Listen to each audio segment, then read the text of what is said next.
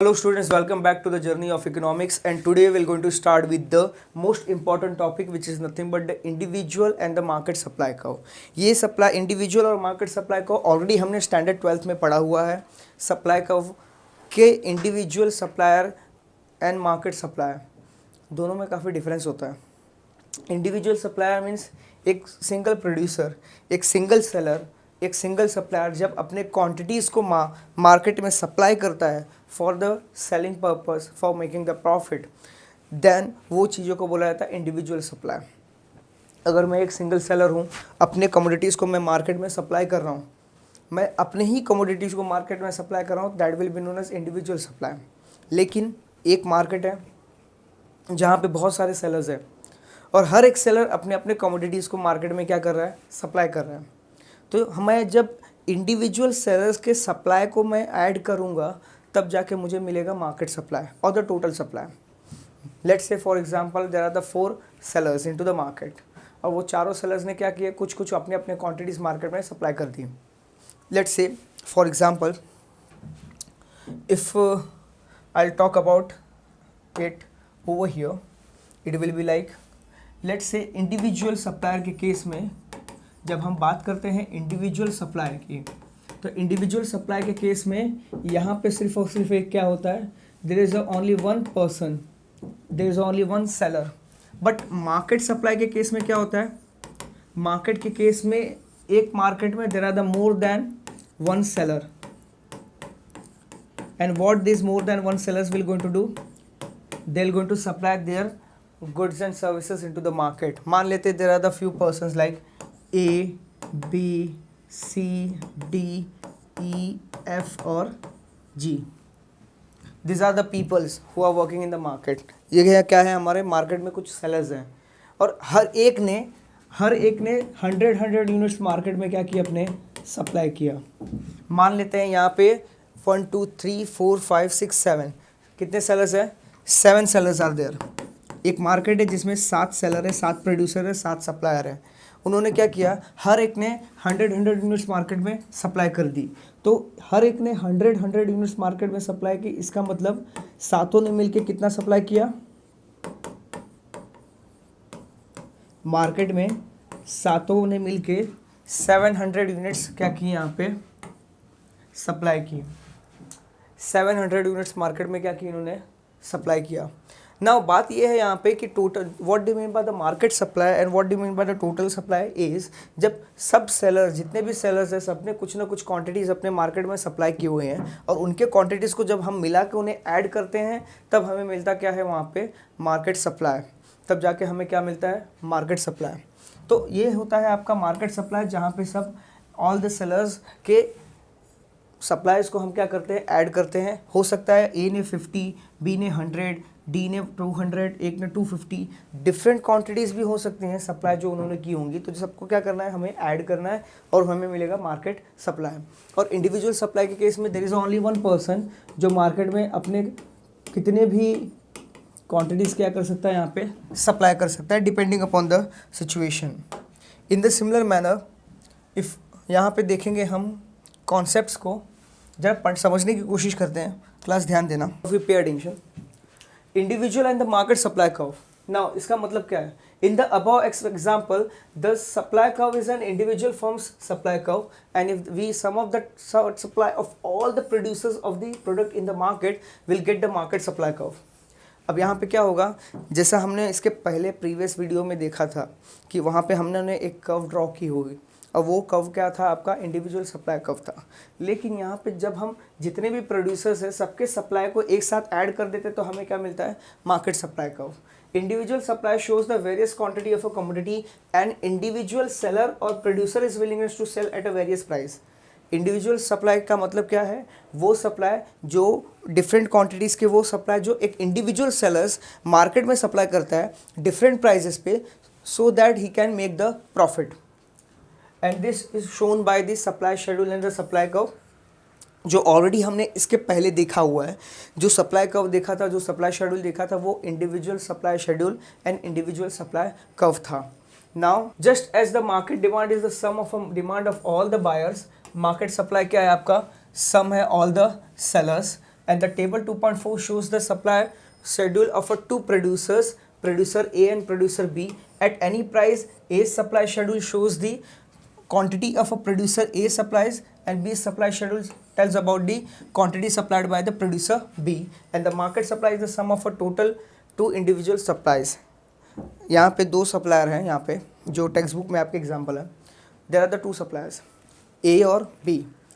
ए ने सप्लाई किया तो उसकी इंडिविजुअल शेड्यूल, इंडिविजुअल सप्लाई का will be different, and B ने जितने प्राइजेस पे सप्लाई किया होगा अकॉर्डिंगली बी ने जितना क्वांटिटी सप्लाई किया होगा उसके हिसाब से उनका सप्लाई कब होगा.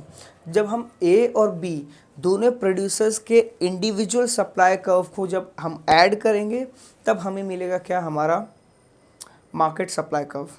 Then will get what, market supply curve. थोड़ा समझने की कोशिश करते हैं.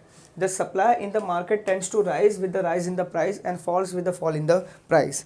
जैसे इंडिविजुअल सप्लाई के केस में प्राइस के इंक्रीज होने पे सप्लाई इंक्रीज होता था, प्राइस के डिक्रीज होने पे सप्लाई डिक्रीज होता था, ठीक वैसे ही यहाँ पे मार्केट सप्लाई के केस में भी same concept, same situation applied है. यहाँ पे भी जब प्राइस हमारा इंक्रीज हो रहा है, प्राइस के इंक्रीज होने पे सप्लाई क्या होगा, आपका इंक्रीज होगा, मार्केट सप्लाई क्या होगा, वो भी इंक्रीज होगा. So that is the relationship which exist over here. इसके बाद मार्केट सप्लाई शेड्यूल, ज़रा ध्यान देना, बहुत ही इंपॉर्टेंट है ये. मार्केट सप्लाई शेड्यूल ऑलरेडी हमने कवर अप किया हुआ है, आपने पढ़ा होगा स्टैंडर्ड 12th में, but let's see once again. Market supply schedule क्या है हमारा, ये ऐसा सप्लाई शेड्यूल है जिसमें हम इंडिविजुअल सेलर्स के क्वांटिटीज़ को क्या करते हैं, ऐड करते हैं और मार्केट सप्लाई फाइंड आउट करते हैं. जैसे कि यहाँ पे दो प्रोड्यूसर्स हैं, प्रोड्यूसर ए और producer B. Now price per unit आप देखोगे तो it is different, it is little bit different over here in case of a market supply को. in case of a A and B यहाँ पे prices आपके कितने हैं, 4, 6, 8, 10, 12 एंड 14. एंड उसके अकॉर्डिंगली आप अगर देखोगे तो इंडिविजुअल सप्लाई का उसको, तो प्रोड्यूसर ए जब प्राइस हमारा 4 है, pay attention, when the price is 4, producer A कितना क्वांटिटी सप्लाई कर रहा है, 2, और प्रोड्यूसर बी कितना सप्लाई कर रहा है, 3. जब हम दोनों के सप्लाईज को ऐड करते हैं तब हमें जाके क्या मिलता है, मार्केट सप्लाई. जब प्राइस 4 to 6 हुई तो प्रोड्यूसर ए ने अपनी क्वांटिटी बढ़ा दी 4 एंड प्रोड्यूसर बी ने अपनी क्वांटिटी बढ़ा दी 6. अब जब हमने दोनों प्रोड्यूसर्स के क्वांटिटीज़ को हमने ऐड किया तो हमें मिला क्या, market supply of 10. So in the similar manner जैसे जैसे हम क्या करेंगे, दोनों सेलर्स के डिफरेंट क्वांटिटीज़ को ऐड करेंगे, उस हिसाब से हमें क्या मिलेगा, मार्केट सप्लाई. उसी हिसाब से हमें क्या मिलेगा, मार्केट सप्लाई. दोनों प्रोड्यूसर्स के क्वांटिटीज़ को ऐड कर दो, मार्केट सप्लाई हमारा आ गया. That is nothing but what the case यहाँ पे है. Now the next one if you going to see, समझने की कोशिश करना, समझने की कोशिश करना. Next one, market supply curve. Now market supply curve in the figure 2.5 shows the supply curve that corresponds to the supply schedule of a table 2.4, and the market supply curve is derived by the horizontal addition of individual supply curves, and this is shown in the figure 2.5. and in the figure 2.5 the supply curve SA is of the producer A supply, and B के क्या है आपका, SB किसका है, producer B के supply curve है. And दोनों के सप्लाई कर्व्स को जब हम ऐड करते हैं then what we are getting what exactly your supply schedule, or you can say the market supply curve. Now let's see what exactly is. It is derived from the B's supply curve, and initially it is obtained by the adding horizontally the individual supplies curve को जब हम horizontally add करते हैं तब हमें क्या मिलता है, आपका market supply curve. So specifically if you're going to see, जरा ध्यान देना यहाँ पे, ये है आपका supply curve of producer A, supply curve of producer B, और जब हम ये दोनों को ऐड करते हैं तब हमें क्या मिलता है, तब हमें मिलता है supply curve of A and B, और which is also known as market supply curve. तो दोनों सप्लाई को कर्व्स को जब हम ऐड करेंगे हॉरिजॉन्टली तब हमें मिलेगा क्या, supply curve as A and B, which is nothing but what exactly your market supply curve.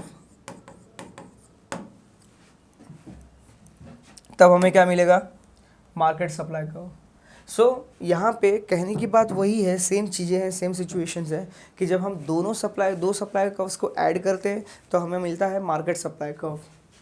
और ये market supply curve like the individual supply curve slopes upward and from left to the right, and it has a positive slope and it shows the direct relationship between the price and the quantity supplied। जैसा individual supply के case में होता है, ठीक उसी तरह market supply के case में भी सेम सिचुएशन होती है। इंडिविजुअल सप्लाई के केस में डायरेक्ट रिलेशनशिप है, मार्केट सप्लाई के केस में भी होगा। क्यों? क्योंकि इंडिविजुअल्स को ऐड करने के बाद ही हमारा मार्केट सप्लाई कर्व बना है। तो जो पॉसिबिलिटीज़, जो सिचुएशंस थी इंडिविजुअल सप्लाई कर्व के लिए, सेम सिचुएशंस है यहाँ पे मार्केट के लिए। That is market supply curve which is nothing but the positive slope, then direct relationship and upward sloping from left to the right. Now the next most important topic of the day is nothing but the change in supply. Class previous video में हमने देखा था change in demand, जो हमने previous lectures में देखा था, change in demand. और यहाँ पे क्या है आपका, यहाँ है आपका चेंज इन सप्लाई। थोड़ा समझने की कोशिश करना। नाउ डिमांड के केस में क्या था, जब आपका डिमांड चेंज होता है प्राइस के चेंज होने पे तो उसे बोला जाता है आपका मूवमेंट। और जब डिमांड आपका चेंज होता है अदर फैक्टर्स के चेंज होने पे, डिमांड चेंज होता है अदर फैक्टर्स के चेंज होने पे, तो उसे बोला जाता है क्या आपका, that is known as what exactly your change in the supply, change in demand, और इंक्रीज और डिक्रीज इन डिमांड और shift in the demand curve. ठीक वैसे ही यहाँ पे सप्लाई के केस में भी होता है। कुछ ऐसे फैक्टर्स है जो सप्लाई को क्या करते हैं, अफेक्ट करते हैं, जैसे कॉस्ट ऑफ प्रोडक्शन हो गया। ना कॉस्ट ऑफ प्रोडक्शन की जब बात की जाए तो कॉस्ट ऑफ प्रोडक्शन के इंक्रीज़ होने पे सप्लाई हमारा क्या होता है, डिक्रीज़ होता है, क्योंकि इनवर्स रिलेशनशिप होता है।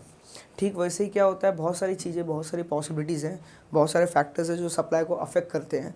प्राइस कांस्टेंट होगा, लेकिन ये फैक्टर्स जब चेंज होंगे, इनके चेंज होने पे, जैसे टेक्नोलॉजी हो गई, टेक्नोलॉजी अगर हमने इंक्रीज़ की है, अपडेटेड टेक्नोलॉजी यूज़ करें, सप्लाई इंक्रीज़ होगा, और ओल्ड टेक्नोलॉजी यूज़ करें तो सप्लाई डिक्रीज़ होगा। तो ये जो अदर फैक्टर्स हैं, ये अदर फैक्टर्स भी सप्लाई कर्व को चेंज करते हैं। प्राइस कांस्टेंट होगा, प्राइस मार्केट में नहीं चेंज हो रहा है, लेकिन कॉस्ट ऑफ प्रोडक्शन के चेंज होने पे, टेक्नोलॉजी के चेंज होने पे, और बहुत सारे अदर फैक्टर्स जिसके चेंज होने पे हमारा सप्लाई क्या होता है, यहाँ पे चेंज होता है। तो those things will going to see over here, pay attention. Again the two situations are there. First हमारा क्या है, movement along the supply curve, और सेकंड आपका क्या है, सेकंड है आपका shift in the supply curve. Movement along the supply curve and shift in the supply curve. Movement along the supply curve और shifts in the supply curve. Now movements की जब बात करें, when the price of a product changes with the no change in the other determinants of supply. Other determinants, other factors आपके change नहीं हो रहे हैं, सिर्फ और सिर्फ क्या change हो रहा है, price of a product change हो रहा है। Then it can be shown by the movement in the same supply curve. वो मूवमेंट जो है हम सेम सप्लाई कर्व पे क्या करते हैं, शो करते हैं, जब आपका सप्लाई चेंज हो रहा है सिर्फ और सिर्फ प्राइस के चेंज होने पे। And thus other things remains constant. When the price will going to fall, producers will going to supply the less, which is known as contraction of supply. और जब प्राइस इंक्रीज होगा, producers ज़्यादा supply करेंगे, जिसे हम बोला जाएगा extension of supply. ज़रा देखते हैं क्या एक्सटेंशन का मतलब क्या होता है और आपका कॉन्ट्रैक्शन का क्या मतलब होता है। नाउ पे अटेंशन, यहाँ पे हम क्या करेंगे, will going to draw the graph. तो जरा ध्यान देना, एक्स एक्सिस पे आपका क्वांटिटी सप्लाइड, वाई एक्सिस पे आपका price, that we are aware of it.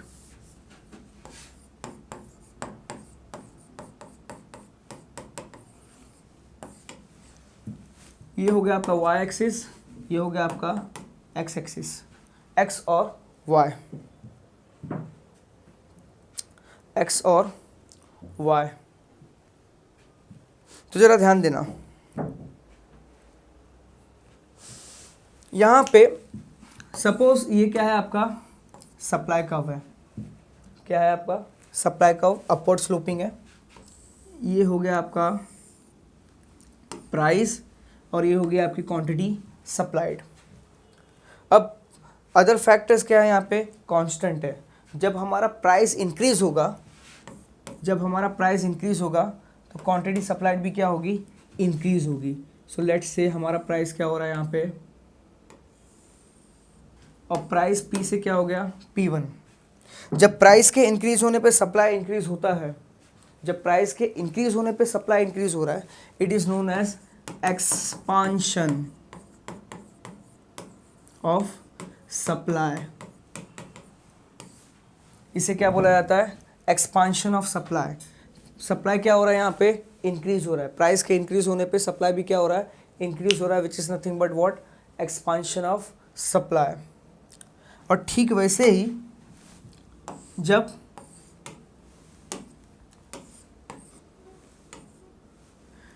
जब आपका price that is P, quantity is Q, price के डिक्रीज होने पे क्वांटिटी भी क्या हो रही है आपकी, डिक्रीज हो रही है। प्राइस के डिक्रीज होने पे क्वांटिटी भी क्या हो रही है आपकी, डिक्रीज हो रही है। It is known as contraction in supply.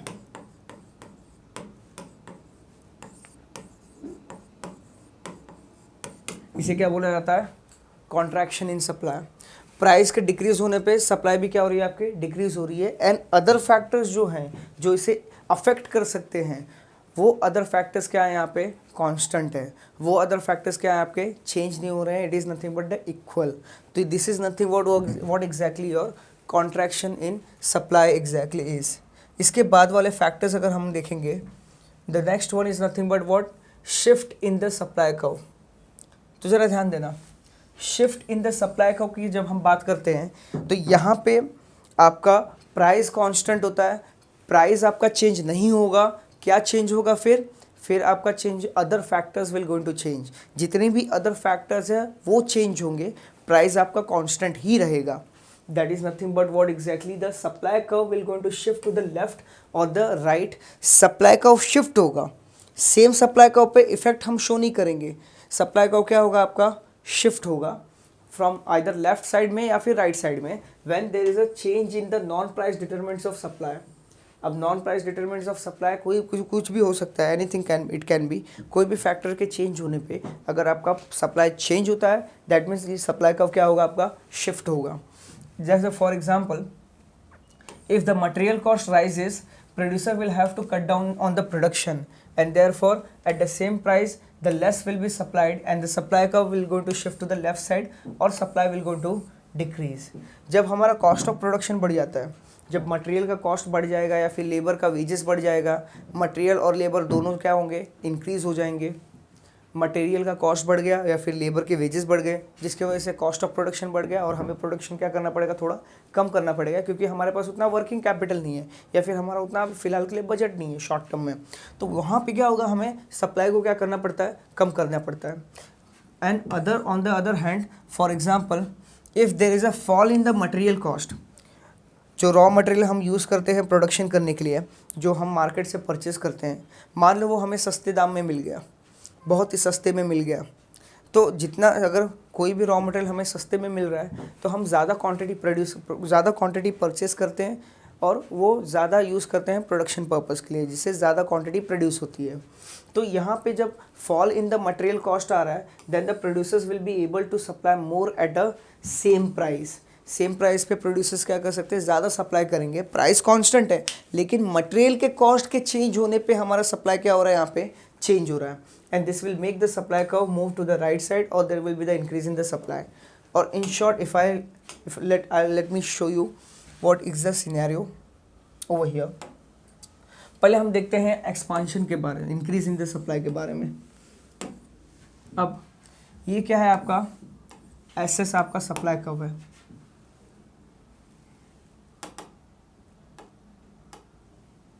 SS क्या है आपका, सप्लाई कर्व है। और हम लोग एग्जांपल में लेते हैं मटेरियल का, दैट इज मटेरियल कॉस्ट और आपका सप्लाई। तो मटेरियल कॉस्ट जब आपका बढ़ेगा तो सप्लाई क्या होगा, कम होगा, और मटेरियल कॉस्ट जब कम होगा तो सप्लाई क्या होगा आपका, बढ़ेगा। नाउ ये रिलेशन को समझने की कोशिश करते हैं। सबसे पहले जब मटेरियल का कॉस्ट बढ़ रहा है तो सप्लाई क्या होगा, कम होगा, और जब सप्लाई कम होगा, supply curve will go to shift to the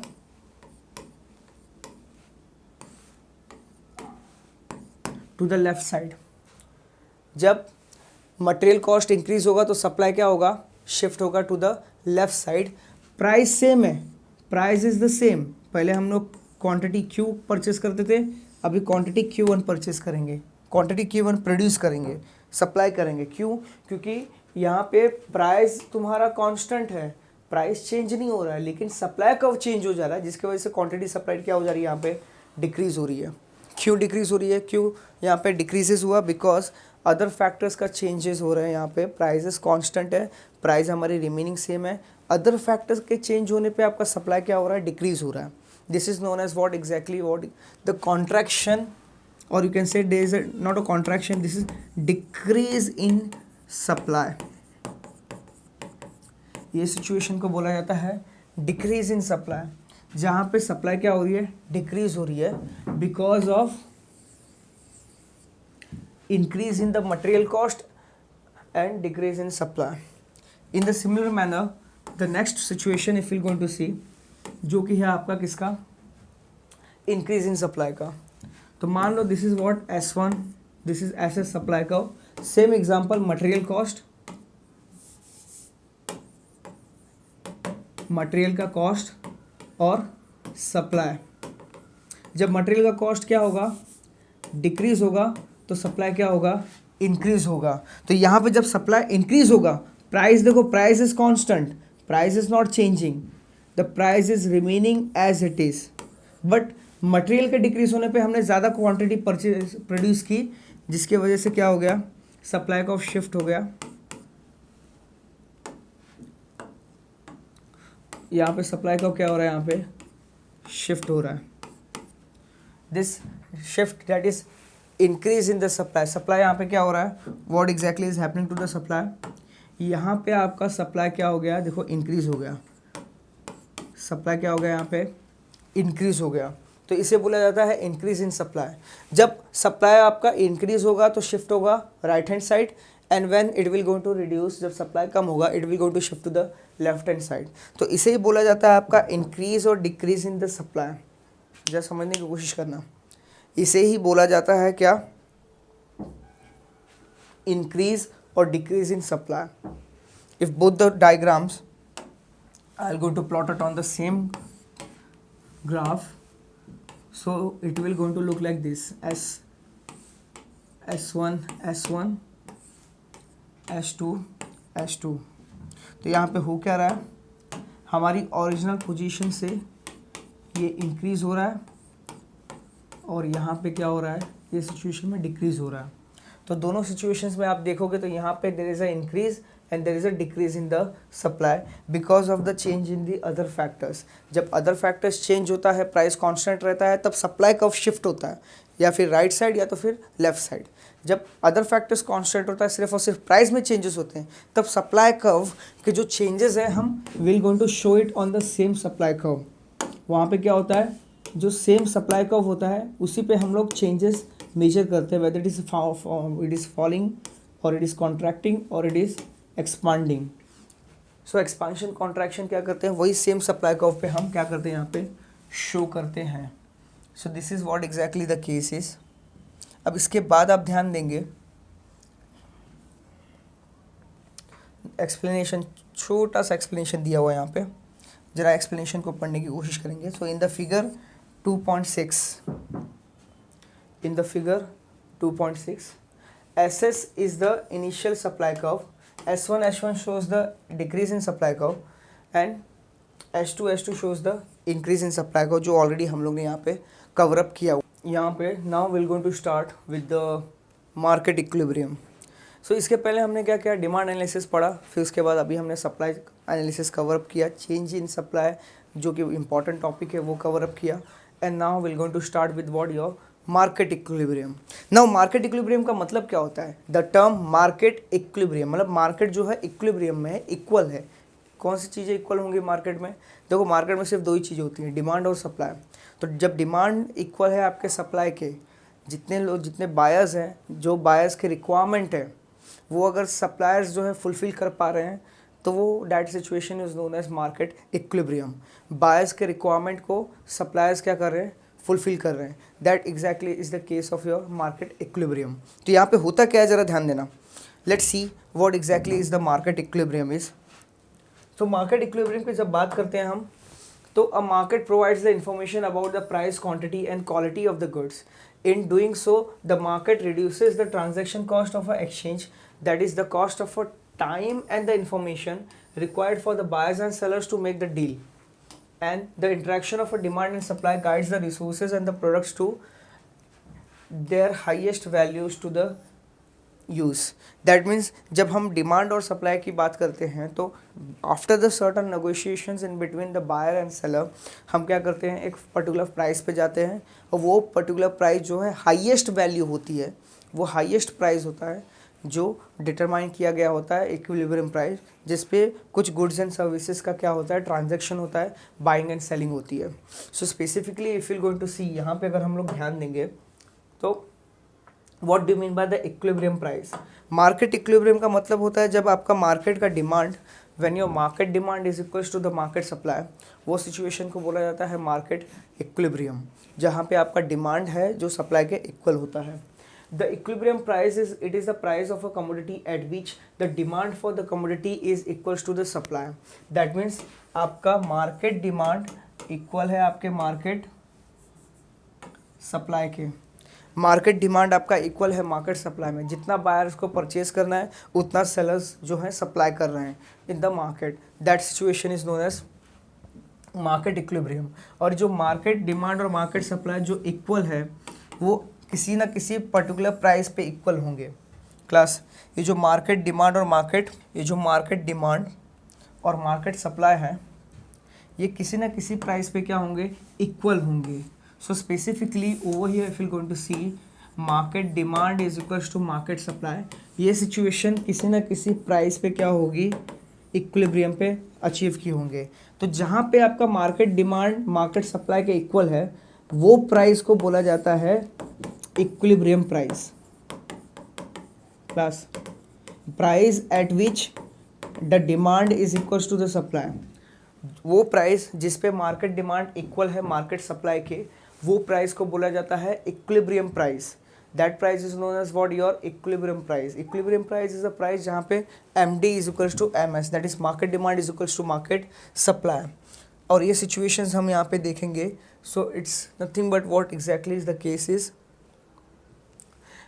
it is that price of a commodity at which the demand for the commodity is equals to the supply, and at this price there is no shortage or no surplus. The market clears at this price and therefore every seller seeks to price in order to maximize the revenue and the profit. ये वो price है जिस पे sellers क्या करते हैं, अपने stock को क्लियर कर देते हैं और बायर्स क्या है, रेडी हैं वो पर्टिकुलर प्राइस पे परचेस करने के लिए. That means both the persons are satisfied, buyer भी सेटिस्फाइड है और सेलर भी सेटिस्फाइड है. सेटिस्फैक्शन दोनों की तरफ है. That is exactly the case of what exactly market equilibrium, जो कि है इक्विलिब्रियम प्राइस होता है. In the similar manner if you going to see the most important part. Now जब बात करते हैं हम इक्विलिब्रियम की, तो इक्विलिब्रियम प्राइस में आपका quantity demanded of a commodity is equals to the quantity supplied. Quantity demand is equals to quantity supplied. ये सिचुएशन कहाँ पे होता है, इक्विलिब्रियम प्राइस पे. अगर हम बात करते हैं linear demand and supply equations की, तो मार्केट इक्विलिब्रियम कुछ ऐसा होगा. It will be like this, जहाँ पे आपका A minus B into P X, ये हो गया आपका डिमांड का इक्वेशन और ये आपका हो गया किसका, सप्लाई का equation. And let's use the demand and supply equations which we have used earlier to find out the equilibrium price. जरा ध्यान देना, था मैंने आपको बताया मार्केट डिमांड आपका इक्वल है किसके, मार्केट सप्लाई के. इसका मतलब जो आपका quantity demanded of a commodity X है, it is equals to the quantity supplied of a commodity X. इसका मतलब A minus B into P X is equals to minus C plus D into P X. इसका मतलब ये है कि इसके पहले वाले जो सम्स हैं, that is nothing but what 100 minus 10 P X is equals to minus 40 plus 30 P X. इसका मतलब ये इक्वेशंस के इक्वल है. नाउ ये इक्वेशंस आए कहाँ से, हमने जो प्रीवियस डिमांड और सप्लाई एनालिसिस का चैप्टर हमने कवर अप किया हुआ है, वहाँ से हमने ये इक्वेशंस को लिया है। मार्केट इक्विलिब्रियम का मतलब है market demand equals to market supply, quantity demanded is equals to quantity supplied, equation is equals to equation, और ये equation is equals to equation. Now हम फाइंड आउट करेंगे हमारा इक्विलिब्रियम प्राइस क्या है class, what is our equilibrium price. ये equilibrium price यहाँ पे क्या है, तो जरा ध्यान देना, सिंपल मैथमेटिक्स का यूज़ करके हम फाइंड आउट करते हैं। यहाँ पे 100 minus 10 px is equals to minus 40 plus 30 px। तो हम क्या करेंगे, जो नंबर्स है नंबर्स को एक साइड में ले लेंगे, और जो px वाले चीज़ें हैं, जो इक्वल चीज़ें हैं, वो उनको हमको एक साइड में ले लेना है। इट मीन्स वॉट, यहाँ पे हम करेंगे क्या, देखो 100 ये 40 माइनस में, यहाँ पे ये माइनस 40 है, तो यहाँ पे आने के बाद क्या हो जाएगी प्लस 40, और ये माइनस 10x है, तो वहाँ पे जाने के बाद क्या हो जाएगा प्लस 10px। इसके बाद ये हो गया 140, और ये 30 प्लस 10 कितना हो गया 40px। कितना हो गया, how much it is, it become 40px। और देयरफॉर px अगर हम फाइंड आउट करें तो px that is price of x is equals to 140 divided by 40 which is nothing but the 14 divided by 4 और 7 डिवाइडेड बाय 2 जो कि आता है आपका 3.5। यानी कि इक्विलिब्रियम प्राइस आपका कितना आया 3.5। इक्विलिब्रियम प्राइस आपका कितना आया 3.5। जरा ध्यान देना, सेम इक्वेशंस आपके टेक्स्ट बुक में सॉल्व की गई हुई है, सेम इक्वेशन हम यहाँ पे भी सॉल्व कर रहे हैं। हमने क्या किया, हमने ये इक्वेशंस डिमांड और ये सप्लाई से उठाए, और ये दोनों इक्वेशंस को यहाँ पे सॉल्व किया, और this is how we got the equilibrium price of 3.5। Same explanation यहाँ पे आप देखेंगे तो same thing is given over here, जो हमने वहाँ पे सॉल्व की सेम सिचुएशंस इन्होंने यहाँ पे सॉल्व करके यहाँ पे दिखाई हुई है। आप देख सकते हैं, you can see over here what exactly is the case is, this is how we are getting the 3.5 as an equilibrium price। अब ये equilibrium price को अगर हम क्वांटिटी डिमांडेड और क्वांटिटी सप्लाइड के केसेस में रखते हैं, इक्वेशंस में फिलअप करते हैं, then you will going to find कि जो क्वांटिटी डिमांडेड है वो इक्वल होता है क्वांटिटी सप्लाइड के। जब हम डिमांड और सप्लाई दोनों के इक्वेशंस में हम इक्विलिब्रियम प्राइस को फीडअप करेंगे, then what we will get the equilibrium और द सेम क्वांटिटीज़। चलो देखते हैं, एक बार ट्राई करते हैं। Now let's pay attention over here. Now equilibrium price हमारा कितना है, equilibrium price is nothing but the 3.5। तो जरा ध्यान देना, इक्विलिब्रियम प्राइस हमारा कितना है 3.5, एंड हमारा डिमांड का इक्वेशन क्या है, दिस इज आवर डिमांड का equation and this is our supply का इक्वेशन।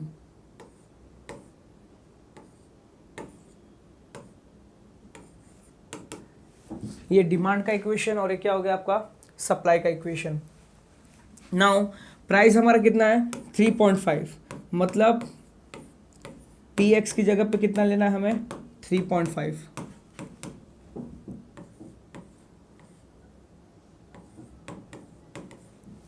सो बेसिकली यहाँ पे आएगा आपका 100 minus 35 is equals to minus 40 plus, अब इसे मल्टीप्लाई करना, that means how much it will come, it will be 105।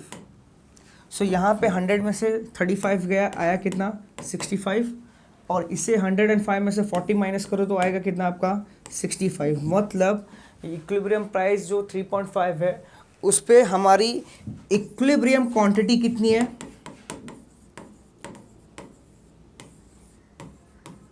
हमारा इक्विलिब्रियम क्वांटिटी है 65। इक्विलिब्रियम क्वांटिटी क्या होगी आपकी 65। वाह, इक्विलिब्रियम क्वांटिटी आपकी 65 होगी, मतलब इक्विलिब्रियम प्राइस आपका 3.5 और इक्विलिब्रियम क्वांटिटी कितनी हुई 65। मतलब जितना हम डिमांड करें उतना यहाँ पे क्या हो रहा है, सेटिस्फैक्शन हो रहा है in the market, that's why इसे बोला जाता है मार्केट इक्विलिब्रियम। इसके बाद the same explanation, the same thing they have also mentioned over here. Now we're going to read something and just we're going to find out some other aspect over here। जरा ध्यान देना यहाँ पे, So any deviation from the equilibrium price will going to lead to the either shortage or the surplus, and this will result in the adjustment in the demand and supply, and the prices tends to come back to the equilibrium. अगर कोई भी deviation होता है shortage या surplus का तो ये automatically वहाँ पे आ सकता है. This will going to result in the adjustment in the demand and supply, and the price will tends back to the equilibrium when this kind of activities will going to take place. Then after, for example, let's say example ले लेते हैं. हमारे पास कोई equations में हमने क्या किया, prices जो इक्विलिब्रियम प्राइस हमारा 3.5 है, तो 3.5 जो है हमारा इक्विलिब्रियम प्राइस है क्लास. सेम सिचुएशंस यहाँ पे हमने क्या किया, 3.5 की जगह पे प्राइस कितना ले लिया, 5. तो देखते हैं क्वांटिटी सप्लाइड में क्या होगा. इन केस ऑफ दिस -40 + 30, अब प्राइस की जगह पे हमने 5 ले लिया, so -40 + 150 which will equals to how much, 90 units. और जैसे ही हमने प्राइस 5 को quantity demanded of a commodity x के डिमांड में रखा, डिमांड वाले इक्वेशन में हमने इसमें मेंशन किया हुआ है, तो इट विल बी 10 × 5 जो कि आता है कितना, 50 यूनिट्स. तो आप जरा ध्यान देंगे यहाँ पे, तो इक्विलिब्रियम प्राइस हमारी कितनी थी, इक्विलिब्रियम प्राइस थी हमारी 3.5 हमारी इक्विलिब्रियम प्राइस थी, और quantity supplied of x and quantity demanded of x यहाँ पे देखो तो चेंज हो रहा है. यहाँ पे आपका सप्लाई 90 यूनिट्स का हो गया और डिमांड कितना हो गया, 50 यूनिट का. क्यों, क्योंकि हमने प्राइजेस को इंक्रीज किया 3 पॉइंट से कितना, 5 तक. जैसे हमने प्राइस को 3.5 से 5 रुपीज़ तक इंक्रीज किया, क्वांटिटी सप्लाइड जो है इंक्रीज हो गया और क्वांटिटी डिमांडेड क्या हो गया, डिक्रीज हो गया. जो कि ये भी बताता है कि इनके बीच में क्या रिलेशन है. प्राइस के इंक्रीज होने पे सप्लाई इंक्रीज हो रहा है, मतलब डायरेक्ट रिलेशनशिप. प्राइस के इंक्रीज होने पे डिमांड डिक्रीज हो रहा है, इनवर्स रिलेशनशिप. दोनों रिलेशनशिप भी यहाँ पे हमने समझ लिए हैं. और यहाँ पे क्वांटिटी सप्लाइड आपका ग्रेटर देन है किसके, क्वांटिटी डिमांडेड. इसका मतलब मार्केट में there is a surplus. Market आपका किस में, सरप्लस में है. अगर हमने प्राइस को 3.5 से 5 किया है तो मार्केट कहाँ पे, सरप्लस में है. That is known as what, surplus in the market. ठीक उसी प्रकार when will going to take the prices to the 2 rupee. जब मान लेते हैं हमने प्राइजेस क्या कर दिए, डिक्रीज कर दिए. प्राइजेस हमने कितने कर दिए, 2 रुपये कर दिए. तो उस हिसाब से आपका डिमांड क्या हुआ, डिमांड आपका चेंज हो गया, एंड सप्लाई भी क्या हो गया आपका, change. And with the change in the same, यहाँ पे क्या हो रहा है आपका, the demand is greater than supply and there will be the shortage of the supply into the market. So this is a determination of equilibrium price, जो कि हम लोग ने क्या किया अभी तक, फाइंड आउट किया हुआ है.